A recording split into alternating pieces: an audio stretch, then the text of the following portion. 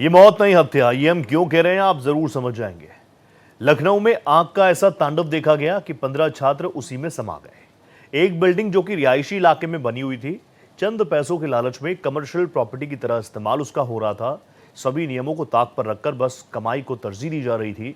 वो बिल्डिंग प्रशासन के संज्ञान में भी थी, लेकिन क्या हुआ? कुछ नहीं। एक नोटिस देकर छोड़ दिया गया।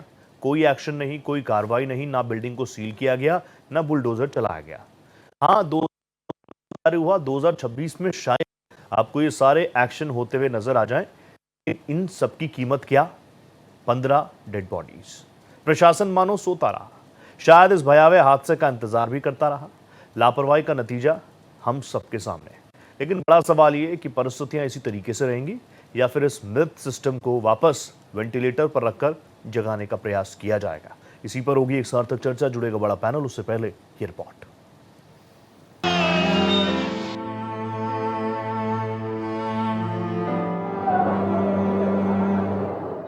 लखनऊ में आग ने ऐसा कहर बरपाया कि 15 जिंदगियां तबाह हो गई। ना जाने कितने परिवार उजड़ गए। आग इतनी भयावह थी, लोगों को बाहर निकलने तक का समय नहीं मिला। लेकिन सबसे बड़ा सवाल जो हर किसी के मन में गूंज रहा है वो ये, आखिर हम हादसा होने के बाद ये एक्शन क्यों लेते हैं? भले ही अधिकारियों को सस्पेंड कर दिया गया हो, भले ही कई लोगों पर एफआईआर दर्ज हो गई हो, या फिर बिल्डिंग पूरी तरीके से सील हो जाए, लेकिन सवाल ये सब पहले क्यों नहीं हुआ? क्यों एलडीए के नोटिस के बाद भी बिल्डिंग को सील नहीं किया गया? क्यों पहले बुलडोजर एक्शन नहीं हुआ? शायद ये एक्शन पहले होते तो आज इतनी जिंदगियां न तबाह हुई होती। शायद हम ऐसे ही हादसों का इंतजार कर रहे थे और हर बार की यही कहानी है। हमारी आंखें हमेशा हादसा होने के बाद ही खुलती हैं। पहले तो बस नाम मात्र के लिए कागजी कार्रवाई होती है, 1-2 नोटिस भी दे दिए जाते हैं। उसके बाद हम बस टकटकी लगाए देखते रहते हैं, या शायद इंतजार करते हैं उस हादसे का जो 15 मौतों का सौदागर बने, जो कई घरों को उजाड़ दे। कि हजरतगंज शहर में इतना प्रतिष्ठित होटल में आग लगी और जान चली गई, और आज हम लोगों ने कल ही देखा है कि कितने बड़े पैमाने पर बच्चों की जान चली गई, नुकसान हुआ, और रेजिडेंशियल एरिया में ये कॉमर्शियल एक्टिविटी चल रही थी। सरकार जो कह रही है या अपने चैनलों से जो खबरें चलवा रहे हैं, लगता तो ये कि सरकार ही नहीं है। क्या 10 साल से कोई सरकार नहीं है? सरकार की जिम्मेदारी क्या बनती है? अब शायद सारे एक्शन ले लिए जाएंगे, आसपास के इलाकों की भी मॉनिटरिंग कर ली जाएगी, 2-4 बिल्डिंगों को नोटिस भी भेज दिया जाएगा। लेकिन जिन्होंने इस हादसे में अपनी जान गंवाई, उनका क्या गुनाह था? किसी और की लापरवाही और सोते हुए सिस्टम की गलतियों का खामियाजा उन्हें क्यों भुगतना पड़ा? ये सवाल बड़ा है जो हर बार हमारी आंखों के सामने ऐसे ही हादसों को दावत देता हुआ चला आता है। आखिर ये सिस्टम कब जागेगा? ये हादसे कब रुकेंगे? कब वो सिस्टम बनेगा जो हादसों से पहले एक्शन लेगा, सुरक्षा मानकों की पड़ताल कर बिल्डिंग में आग लगने से पहले उसे सील करेगा? आखिर कब? अरे अब तो सबक ले लीजिए, समय रहते कार्रवाई कीजिए, मत करिए हादसों का इंतजार। दिल दहला देती है ये चीख पुकार। Bureau report, Bharat express. तो 15 जिंदगियां काल की गाल में असमय समा गई, और ये तो 15 कल के हादसे के बता रहा हूं। ऐसे कई हादसे हैं, गिनते गिनते थक जाएंगे आप। कुछ सवाल हैं आप लोगों के, कुछ सवाल है जनता के, वही सवाल है भारत एक्सप्रेस के। क्या भ्रष्टाचार की भेंट चढ़ गए बच्चे? भ्रष्टाचार इतना अंदर तक घुस गया कि 15 डेड बॉडीज भी उस सिस्टम को जगा नहीं पा रही। जागने की एक्टिंग होती है इस तरह के हादसों के बाद। प्रशासन जागने की एक्टिंग करता है। 4-5 दिन बहुत गाड़ियां घूमती हैं, अधिकारी भी घूम लेते हैं। ये काम एलडीए पहले भी कर चुका है, सरकार प्रशासन नुमाइंदे से जुड़े लोग पहले भी कर चुके हैं। दिल्ली से लेकर, राजधानी दिल्ली से लेकर लखनऊ तक, और सिर्फ ये 2 स्टेट नहीं, अलग अलग स्टेट्स में इसी तरह की चीजें हमने देखी हैं। इसी तरह के लूप होल्स हमने देखे हैं, और लूप होल्स कुछ नहीं है। एक एक ईंट नहीं बनवा दीजिए, निगम के अधिकारियों को सब पता होता है, लेकिन उसकी एक रेट लिस्ट तैयार है। एक फ्लोर बनाओगे तो कितना, सिल्लियों से बनाओगे तो इतना, लेंटर डलवाओगे तो इतना, सारी चीजें बिल्कुल फिक्स हैं। और ऐसे में सवाल भी ज्वलंत थे, ज्वलंत हैं, ज्वलंत रहेंगे। लेकिन उन सवालों का जवाब मिलेगा या नहीं मिलेगा, इसकी कोई गारंटी नहीं है। मेरे साथ इसी मामले पर बात करने के लिए एक जबरदस्त पैनल जुड़ चुका है। मेरे साथ ध्रुव मल्होत्रा साहब जुड़ चुके हैं, जो कि फायर सेफ्टी एक्सपर्ट है। ध्रुव सर, मैं आपका वेलकम कर रहा हूँ, नमस्ते कर रहा हूँ आपको। साथ ही अर्बन प्लानर दीक्षु कुकरेजा भी मुझे ज्वाइन कर रहे हैं इस डिबेट में। दीक्षु जी, आपको भी मैं नमस्ते कर रहा हूँ, warm welcome to you. Dikshu sir, मैं आपसे जानना चाहूंगा, एक अर्बन प्लानर होने के नाते जब इस तरह के घटनाक्रम आपके सामने आते हैं, तो वो कौन सा पॉइंट है जो आपके मन में सबसे पहले हिट होता है? रोहित जी, सबसे पहले तो दिल टूट जाता है जो तस्वीरें अभी आपकी रिपोर्ट में देखी हैं, क्योंकि कुछ दिन पहले आप और मैं चर्चा कर रहे थे दिल्ली में जो मालवीय नगर में हादसा हुआ। आज हम लखनऊ में ये इतने यंग एस्पायरिंग स्टूडेंट्स सडनली जिनके माता पिता की तरफ से ये मतलब हमेशा के लिए चले गए, ये सोच के ही बहुत दर्द होता है कि क्यों हर शहर में कहीं ना कहीं अगर हम देखें सेम चीज रिपीट हो रही है और हमें इससे कोई सीख ही नहीं मिल रही। वही चीज चली आ रही है, वही चर्चा होती है और कुछ दिन बाद वो चर्चा एक तरीके से हिस्ट्री बन जाती है वेरी और ट्रू। फिर हम एक हादसे की वेट करते हैं। तो एज अ प्लानर मुझे ये बहुत बुरा फील होता है देख के कि कहाँ तो हम सोच रहे हैं हमारा देश विकसित हो जाए, कहाँ हम सोच रहे हैं स्मार्ट सिटीज हम क्रिएट करें, लेकिन जो स्मार्ट थिंकिंग है, जो ह्यूमन लाइफ की वैल्यू होनी चाहिए हमारे सिस्टम में और हर इंसान में, वो कहीं ना कहीं मिसिंग है। क्योंकि हमारे अगर आप नेशनल बिल्डिंग कोड देखिए, पहले 2016 का था, उसमें इतनी डिटेल्स है। अभी अभी नया कोड एक आया 2026 का, अगर आप उसे पढ़ें, वो तो मतलब दुनिया का मेरा ख्याल सबसे एडवांस्ड कोड मैं उसे कह सकता हूँ फायर सेफ्टी के मामले में भी है। लेकिन वो तो है सिर्फ कागजों पे, हकीकत वो आपके यहाँ पे तस्वीर अभी चल रही है। तो कहीं ना कहीं एक ये मेजर सिस्टमिक इशू है, पैन इंडिया है ये, लखनऊ या यूपी की बात नहीं ट्रू। है, ये पैन इंडिया है। हमारे शहरों में ये चीज होती रहती है बार बार और इसको सॉल्व करना अब बहुत ही आवश्यक हो गया है। इसको एड्रेस तो करे कोई, एड्रेस ही नहीं हो रहा। लेकिन आप मुझे क्लियर बताइए दीक्षु साहब, अब संवेदना मैं आपके चेहरे पर भी महसूस कर पा रहा हूँ। कुछ चीज़ें जो मैं बोलने की ज़रूरत नहीं है, आपके भी घर में छोटे होंगे, आपके अपने रिलेटिव्स होंगे, उनके छोटे बच्चे होंगे, कहाँ तक उनके पीछे जाएं? अब तो सारी व्यवस्थाएं, जब हम बात करते हैं कि एक ज़बरदस्त स्मार्ट सिटी हम बनाएं, प्लानिंग के साथ हम सिटीज़ बनाएं, एक बेहतर इंफ्रास्ट्रक्चर हम बनाएं, तो ये इंफ्रास्ट्रक्चर हमारी बेहतरी के लिए है या सिर्फ कंक्रीट के जंगल हम बना रहे हैं जिसमें सेफ्टी सिक्योरिटी नाम की कोई चीज़ ही नहीं है? ये बिल्कुल, ये हर देशवासी के लिए ये स्मार्ट सिटीज बन रही हैं, ये इस तरीके का वर्ल्ड क्लास इंफ्रास्ट्रक्चर क्रिएट हो रहा है। लेकिन प्रॉब्लम ये है कि हम अगर एज अ प्लानर मैं आपको बताऊं, सिटीज के अंदर भी हम प्लानिंग पेपर पे रखते हैं, लेकिन हकीकत में जाके अनऑथराइज्ड कॉलोनीज बन जाती हैं, नंगी तारें हैं, खुली नालियां हैं, तंग गलियां हैं। ये सब चीजों को हम एड्रेस नहीं कर रहे। हम कहीं ना कहीं मुंह मोड़ लेते हैं कि ये तो एक मजबूरी है। हम अर्बन माइग्रेशन की बात करते हैं कि शहरों में इतनी तादाद से लोग आ जाते हैं कि प्रेशर पड़ जाता है, लेकिन ये सब चीजों का तो सोल्यूशन ढूंढना पड़ेगा ना। ऐसा तो है नहीं कि सोल्यूशन नहीं। और आज की डेट में मैं आपको बताऊं, चलो हम अमेरिका, इंग्लैंड, इन शहरों की बात नहीं, इन देशों की बात नहीं करते, लेकिन अगर आप ग्लोबल साउथ की बात करो, आप अफ्रीका की कुछ सिटीज जैसे केप टाउन साउथ अफ्रीका में है, जी। या आप लैटिन अमेरिका बगोटा और शहर इतने सारे लैटिन अमेरिका में, एशिया में, बैंकॉक ने अपने आप को कितना बदल डाला। इस तरीके से बहुत ऐसे एग्जाम्पल्स हैं जहाँ पे डेवलपिंग नेशंस के अंदर भी बदलाव आ रहा है, अच्छा इंफ्रास्ट्रक्चर आ रहा है, और उसके साथ साथ जो इमारतें बन रही हैं, जो जी। प्लानिंग हो रही है, वो एक्चुअल रियलिटी पे जो हकीकत में भी प्लानिंग हो रही है, वो 5 साल आगे देख के नहीं हो रही, 20-25 साल आगे देख के करी जा रही है। और ह्यूमन लाइफ को पूरा महत्व दिया जाता है, चाहे वो रोड क्रॉसिंग क्यों ना हो, चाहे वो फायर सेफ्टी एक बिल्डिंग के अंदर क्यों ना हो, चाहे वो अर्थक्वेक प्रोन डिजास्टर रिलीफ कैसे किया जा सकता है वो क्यों ना हो। तो ये सब चीजों के बारे में हमें ज्ञान भी है, हम हमारे पास वो बायलॉज भी हैं, जी। लेकिन उनको प्रैक्टिस में लाना और इंश्योर करना। और इसमें तो मैं आज आपके चैनल के थ्रू सिटीजन्स को भी अपील करूंगा कि जब हमें पता है हमारी बगल वाली बिल्डिंग अनऑथराइज्ड है, तो हम क्यों किसी की वेट करें, हम क्यों मुंह मोड़ लें उसकी तरफ से, हम क्यों ना अभियान शुरू करें, हम क्यों ना अपने नेबर्स को सारों को एकत्र करके प्रेशर डालें लोकल एडमिनिस्ट्रेशन पे कि ये बिल्डिंग इलीगल है, इससे कल इस पे कुछ भी हादसा हो सकता है, इसके चलते हमारी बिल्डिंग पे भी हादसा हो सकता है, और हम उसको ना एक्सेप्ट करें। तो हमें भी कहीं ना कहीं जागृत होना पड़ेगा इस चीज के जागृत होना लिए, पड़ेगा। और बजाय भैया, सिर्फ हम प्रिवेंशन इज सरकार पे बेटर छोड़। देन क्योर, ये बात समझना चाहिए। और दीक्षु सर जो कह रहे हैं वो भी होना चाहिए। लेकिन दीक्षु सर, क्योंकि हम लोग तो सड़कों पे ही रहते हैं, लोगों से मुलाकात करते हैं, अलग अलग जगहों पर डिमोलिशन ड्राइव चलती है तो हम जाते हैं, जब ऊपर से ऑर्डर आता है, कोर्ट के ऑर्डर आते हैं, तो फिर जिसको हम वोट बैंक कह के इग्नोर कर रहे होते हैं लंबे वक्त तक, वहां पर भी बुलडोजर एक्शन होता हुआ नजर आता है। अब जैसा एग्जाम्पल आप दे रहे हैं कि हमारे अड़ोस पड़ोस में कुछ हो, हम अथॉरिटीज के पास जाएं, लेकिन इस बात की गारंटी मैं ले सकता हूं ध्रुव सर और आप दीक्षु जी, इस बात की गारंटी मैं लेता हूं और आप भी इस बात को जानते हैं। आप अपने घर में एक नई ईंट लगवा दीजिए, ना निगम का बंदा पहुंच जाए, ना आपकी बीट का पुलिस वाला पहुंच जाए कि अपने घर में क्या नया कंस्ट्रक्शन कर रहे हो और कट पहले से तय है। मुझे ऐसी बातें कहने में बिल्कुल अजीब सा नहीं लगता। क्यों? क्योंकि जब कल लाशें निकल रही थी ना, उस वक्त मैं लाइव था दीक्षु जी।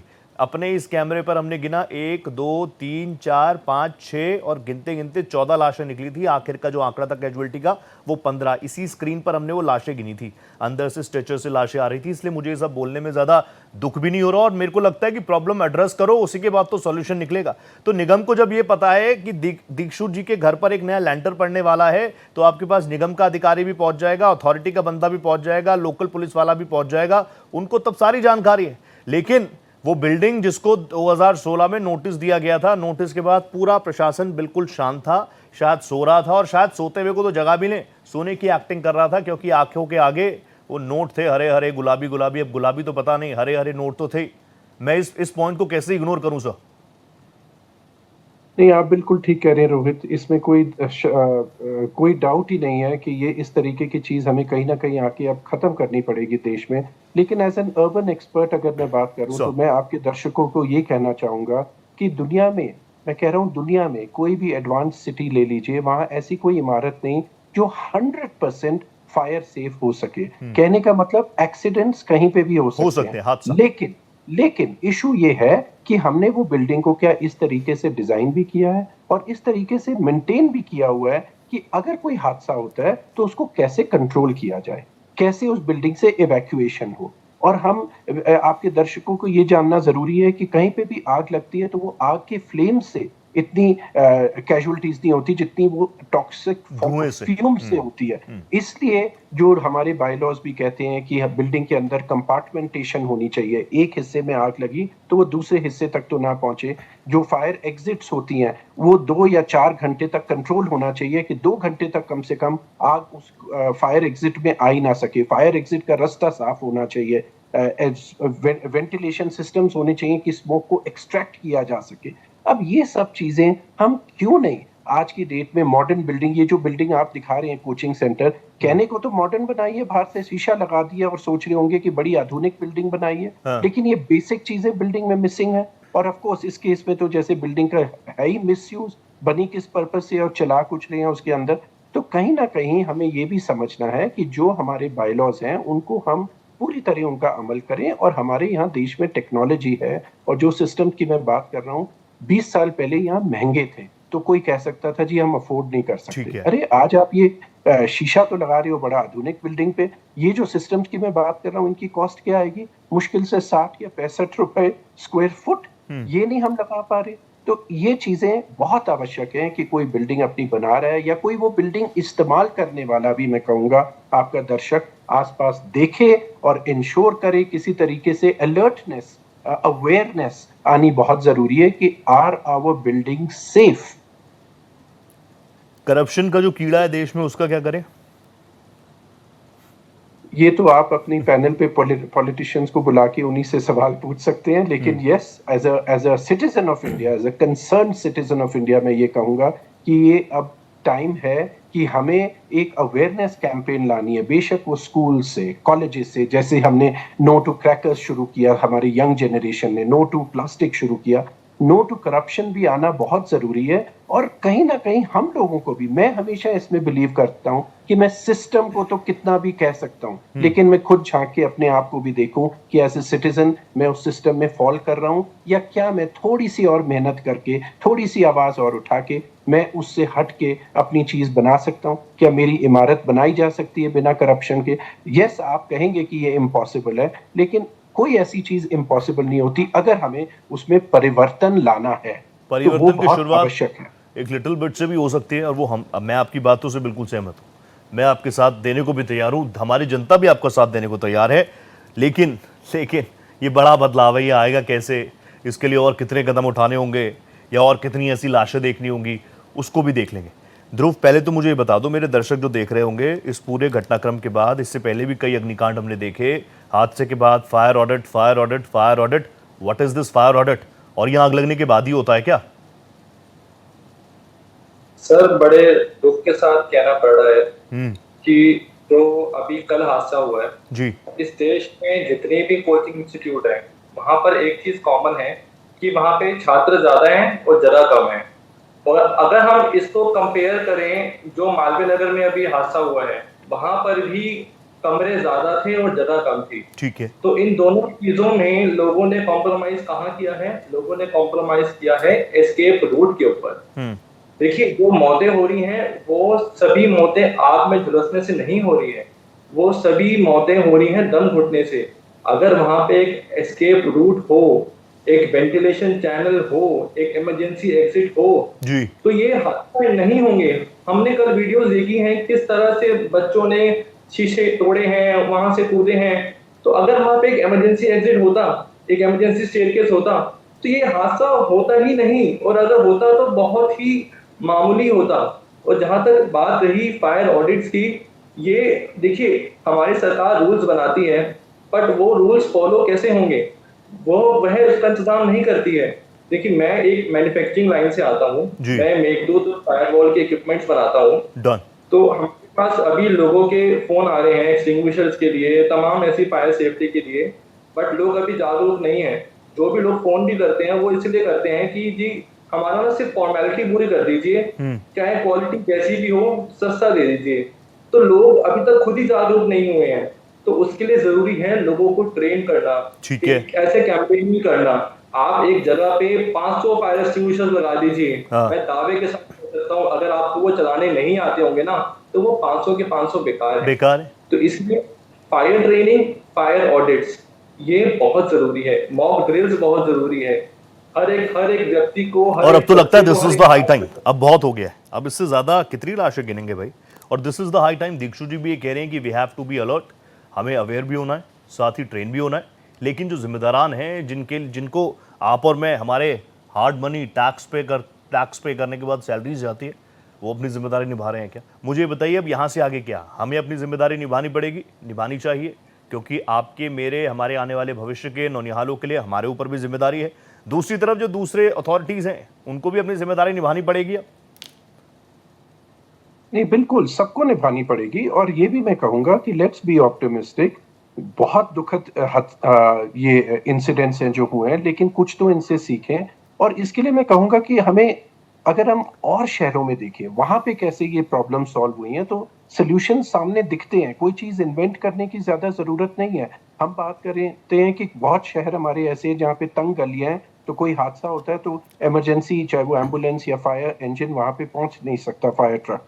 बट अगर आप यूरोप के शहर देखें तो वहां पे भी ऐसी तंग गलियां हैं, लेकिन उन्होंने प्लानिंग इस तरीके से करी हुई है कि आप फायर सेफ्टी फिर भी इनकॉर्पोरेट कर सकते हैं। आप अगर न्यूयॉर्क जैसा, चलो आधुनिक शहर देखें, वहां भी कई बहुत पुरानी इमारतें हैं, लेकिन कोई भी हॉलीवुड मूवी में आप देखेंगे कि एक आइडेंटिटी जो दिखती है हमें न्यूयॉर्क की, कि वो फायर एस्केप स्टेयरकेस हर बिल्डिंग से टंगे हुए होते हैं। Yes. और वो बाहर फसाड पे ही होते हैं। तो इसका मतलब, अगर हम ह्यूमन लाइफ को, जैसे मैंने पहले कहा था, इंपॉर्टेंस देंगे, तो उसका सोल्यूशन हमारे सामने है और हम उसको इनकॉर्पोरेट कर सकते हैं। तो मैं केवल इसमें इतना कहना चाहूंगा, पहली चीज हमारी प्लानिंग वर्ल्ड क्लास होनी चाहिए, और वो हम यहाँ पे उसकी, हमारे पास यहाँ पे एक्सपर्टीज है हमारे देश में। हमें अंग्रेजों को देख के कुछ सीखने की जरूरत नहीं है as far as planning and design is concern.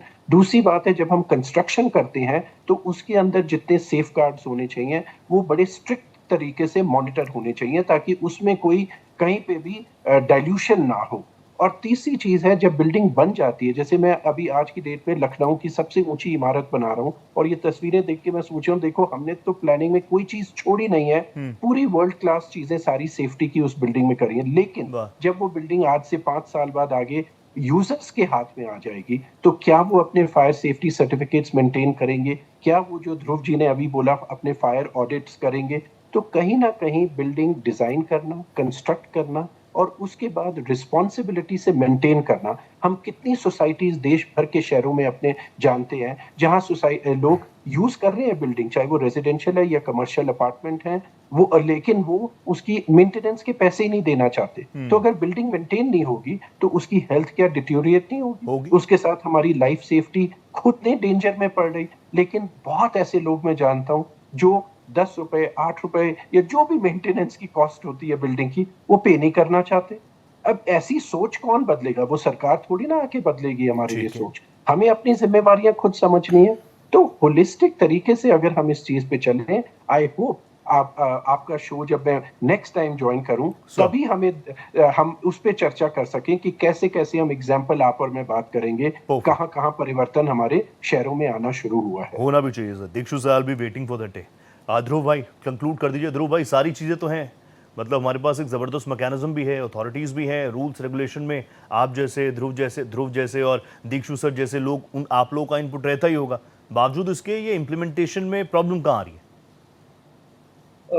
Sir for example मैं अगर इस कोचिंग इंस्टीट्यूट की बात करूं, अगर सारे पेरेंट्स ये जिम्मेदारी लें कि हम अपने बच्चों का एडमिशन कराने जा रहे हैं, हम ये पहले चेक करें, सुनिश्चित करें कि यहाँ पर फायर फाइटिंग इक्विपमेंट्स लगे हैं नहीं लगे हैं।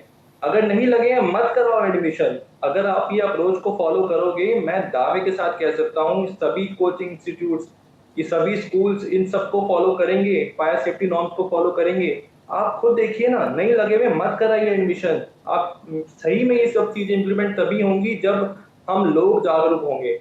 सरकार नियम बना सकती है बट उसको लागू करना हम लोगों के हाथ में है, और इसके साथ साथ हमें फायर डिटेक्शन सिस्टम लगाने पड़ेंगे। ये अगर आग तो लग गई है बट पता कैसे चल रहा है, अगर सिस्टम लगा हुआ है, वहां पे अलार्म बज रहा है, तो आप जागरूक होंगे, हाँ जी आग लग गई, हम भाग सकते हैं। तो यही दो तीन चीजें हैं जिसकी हमें कोशिश करनी पड़ेगी और इसको लागू करना पड़ेगा, जागना पड़ेगा। बहुत धन्यवाद Dhruv ji, thank you so much. Dikshu ji, thank you so much.